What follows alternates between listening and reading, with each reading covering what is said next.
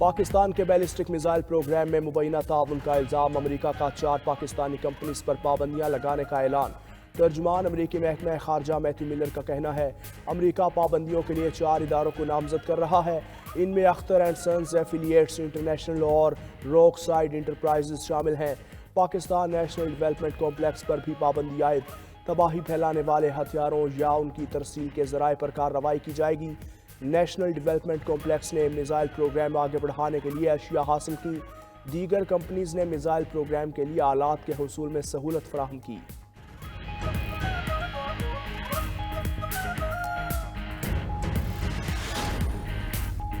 پاکستان نے امریکی پابندیوں کو متعصبانہ قرار دیا، ترجمان دفتر خارجہ کا کہنا ہے نیشنل ڈیولپمنٹ کمپلیکس اور 3 تجارتی اداروں پر پابندیاں متعصبانہ ہیں۔ پاکستان کی اسٹریٹجک صلاحیتوں کا مقصد خود مختاری کا دفاع ہے۔ پاکستان کی اسٹریٹجک صلاحیتوں کا مقصد جنوبی ایشیا میں امن و استحکام برقرار رکھنا ہے۔ نئی پابندیاں سلامتی کے مقصد سے انحراف کرتی ہیں، یہ پالیسیاں خطے کے اسٹریٹجک استحکام کے لیے خطرناک ہیں۔ اس طرح کا دوہرا معیار حکومتوں کی ساکھ کو نقصان پہنچاتا ہے۔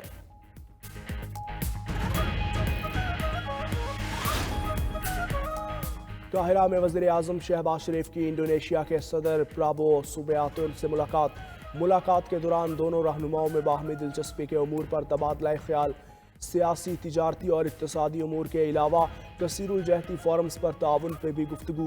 وزیر اعظم شہباز شریف نے کہا انڈونیشیا پاکستان کا قابل بھروسہ تجارتی شراکت دار ہے۔ دونوں رہنماؤں کا فلسطین کے لیے اپنی غیر متزلزل حمایت کا اعادہ۔ وزیر اعظم شہباز شریف 3 روزہ دورے پر مصر میں موجود، قاہرہ میں ہونے والے D8 ممالک کے 11ویں سربراہی اجلاس میں شرکت کریں گے۔ بانی پی ٹی آئی اور بشرا بی بی کو سزا ہوگی یا نہیں، 190 ملین پاؤنڈ ریفرنس کا ٹرائل مکمل، فیصلہ محفوظ۔ فیصلہ 23 دسمبر پیر کو سنایا جائے گا۔ راولپنڈی اڈیالہ جیل میں احتساب عدالت کے جج ناصر جاوید رانا نے سماعت کی۔ بانی پی ٹی آئی اور بشرا بی بی میں عدالت میں بھی پیش ہوئے۔ 190 ملین پاؤنڈ ریفرنس کا ٹرائل 1 سال میں مکمل ہوا۔ 35 گواہان کے بیانات ریکارڈ کروائے گئے۔ 27 فروری کو فرد جرم عائد ہوئی۔ بانی پی ٹی آئی کی ہمشیرہ علیمہ خان کہتی ہیں 190 ملین پاؤنڈ کے اس سے بڑا دکھ ہوا، ایسا لگ رہا ہے بانی پی ٹی آئی کو پیر کے روز سزا دی جائے گی۔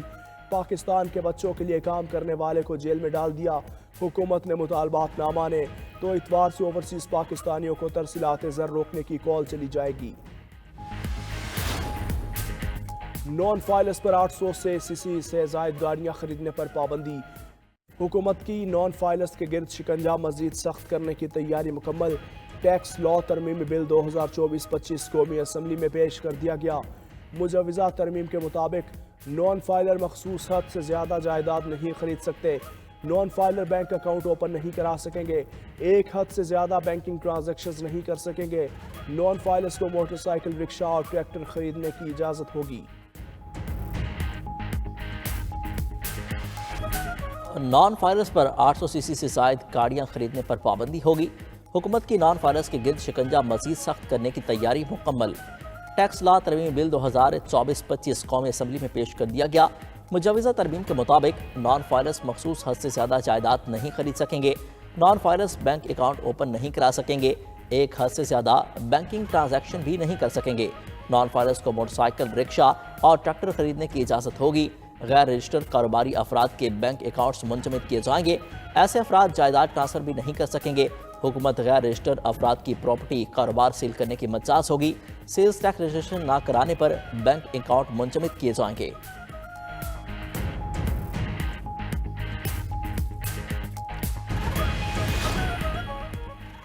ملک بھر میں انٹرنیٹ سپیڈ میں کمی پر پیپلز پارٹی کی وفاقی حکومت پر چڑھائی۔ پیپلز پارٹی کے رکن اسمبلی عبدالقادر پٹیل نے کہا ایکس ہو وائی یا زیڈ پاکستان میں انٹرنیٹ کا ستیہ ناش کر دیا گیا۔ شازیہ مری بولی فائر وال سن کر کان پک گئے ہیں، حکومتی اقدامات کی صورتحال انتہائی مضحکہ خیز ہے۔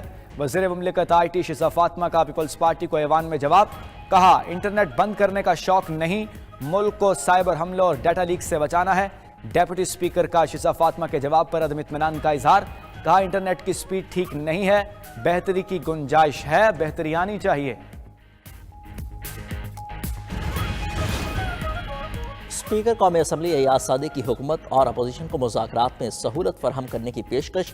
कहा हुकूमत और अपोजिशन में तलखियाँ कम करने के लिए मुज़ाकरात बहुत ज़रूरी हैं। वफाकी वज़ीर राना तनवीर हुसैन कहते हैं PTI वाले बामकसद मुज़ाकरात करना चाहते हैं तो हुकूमत तैयार है। मुस्लिम लीग नून के सेनेटर इरफान सिद्दीकी ने कहा एक तरफ मुज़ाकरात और दूसरी तरफ सिविल नाफरमानी की कॉल दी जा रही है। PTI की मुज़ाकराती टीम हुकूमत से पहले बानी PTI से मुज़ाकरात करे। वज़ीर आज़म के मुशीर राना सनाउल्लाह कहते हैं वज़ीर आज़म की वापसी पर मुज़ाकरात के मामले पर बातचीत हो सकती है। सियासी मामलात को डायलॉग के जरिए ही हल किया जा सकता है।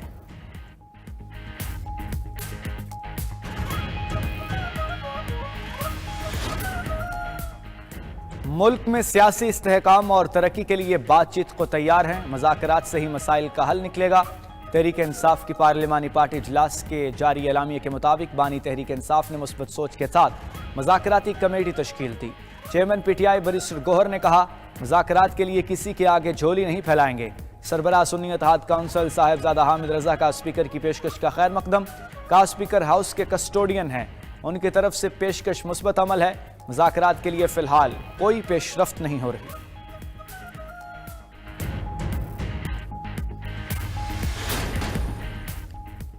रूस का जनवरी से भारतीय शहरियों को वीज़ा फ्री एंट्री देने का ऐलान। रूसी वजारत खारजा की तर्जुमान मारिया ज़खारोवा का प्रेस ब्रीफिंग में कहना था कि भारत के साथ वीज़ा फ्री एंट्री मुसव्वदे पर काम जारी है। पाकिस्तानियों की वीज़ा फ्री एंट्री से मुतालिक सवाल पर मारिया ज़खारोवा ने कहा पाकिस्तानी शहरियों के रूस में दाखिले को आसान बनाने के लिए तैयार हैं।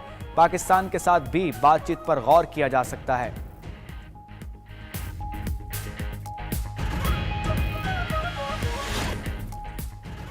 भारतीय बहरिया की स्पीड बोट की मुसाफिर फेरी को टक्कर, 13 अफराद हलाक। कश्ती में 100 से जायद मुसाफिर सवार थे।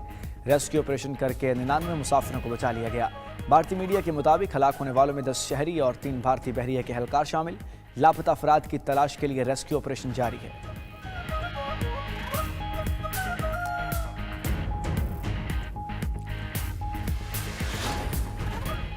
गजा में इस्राइली बर्बरियत जारी। सिहोनी फोर्सेस के खान यूनिस नसीरात कैंप बैतुल्लाहिया पर हमलों का सिलसिला जारी। इसराइल का अलमवासी पनाहगज़ीन कैंप पर भी फ़ज़ाई हमला। 24 घंटे में मज़ीद 38 अफराद शहीद और 203 से ज़ायद ज़ख्मी हुए। 7 अक्टूबर से अब तक गजा में शहदा की मजमूई तादाद 45,059 हो गई। उधर गजा में ऑपरेशन के दौरान सिहोनी फ़ौज के कंपनी कमांडर, स्क्वाड कमांडर हलाक और 2 इसराइली एहलकार ज़ख्मी। इसराइली फ़ौज की वाक़ई में 2 एहलकारों की हलाकत और 2 शदीद ज़ख्मी होने की तस्दीक। दूसरी जानिब दहशतगर्द इसराइल लबनान में जंगबंदी माहिदे की ध्वजा उड़ाने में मसरूफ़। इसराइली बिल्डोज़र जनूबी लबनान के शहर नाकोरा में इमारतें और दीगर अमलाक मिसमार करने लगे।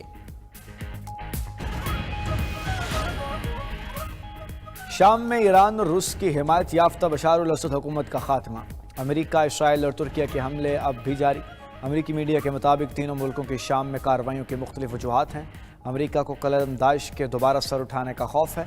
इसराइल शाम से हिजबुल्लाह तक हथियारों की तरसील रोकना चाहता है। तुर्किया शाम के साथ सरहदी इलाकों पर शामी कुर्द जंगजुओं से तंग है। दूसरी जानिब शामी सदर बशार अल असद की हुकूमत के खात्मे के बाद दमिश्क से परवाजें बहाल।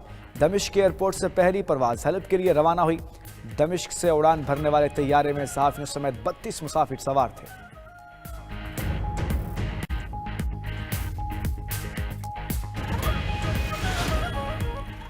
पाकिस्तान और जनूबी अफ्रीका के दरमियान दूसरा वनडे आज खेला जाएगा। केप टाउन में खेले जाने वाला मैच पाकिस्तानी वक्त के मुताबिक शाम 5 बजे शुरू होगा। पाकिस्तान को पहला वनडे 3 विकेटों से जीतकर सीरीज़ में 1-0 की बढ़तरी हासिल। उधर जनूबी अफ्रीका का पाकिस्तान के खिलाफ टेस्ट सीरीज़ के लिए 16 रकनी स्क्वाड का ऐलान। 2 मैचेस की सीरीज़ का पहला टेस्ट 26 दिसंबर से सेंचुरियन में शुरू होगा। टेस्ट सीरीज़ में जनूबी अफ्रीकी टीम की क़यादत टिम्बा बाउमा करेंगे।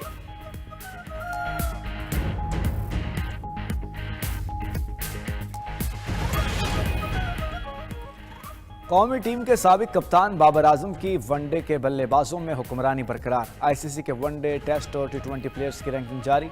बॉलिंग रैंकिंग में अफगानिस्तान के राशिद खान का पहला नंबर बरकरार। पाकिस्तान के शहीन अफरीदी दूसरे नंबर पर विराजमान। T20 बैटर्स में ऑस्ट्रेलिया के ट्रेविस हेड की पहली पोजीशन।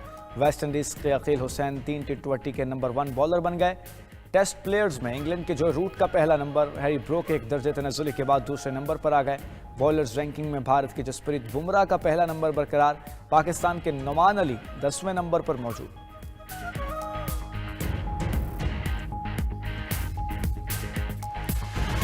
जगह बनाई।